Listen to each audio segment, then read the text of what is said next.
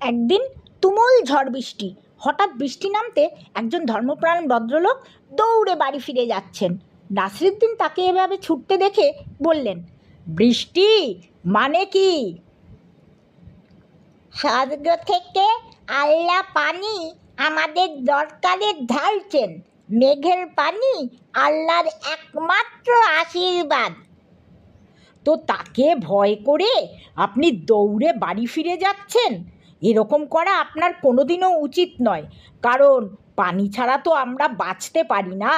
পানিই যান, আল্লাহ রাগ করলে আমরা মরে যাব। ধর্মপ্রাণ ভদ্রলোক লজ্জা পেয়ে আস্তে আস্তে ভিজে ঢোল হয়ে বাড়ি ফিরলেন।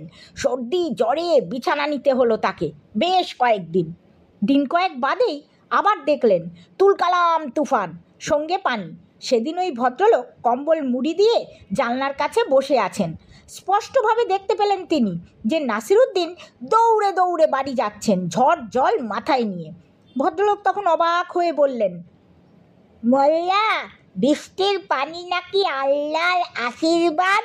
তাকে ভয় করে আপনি দৌড়ে বাড়ি যাচ্ছেন কেন?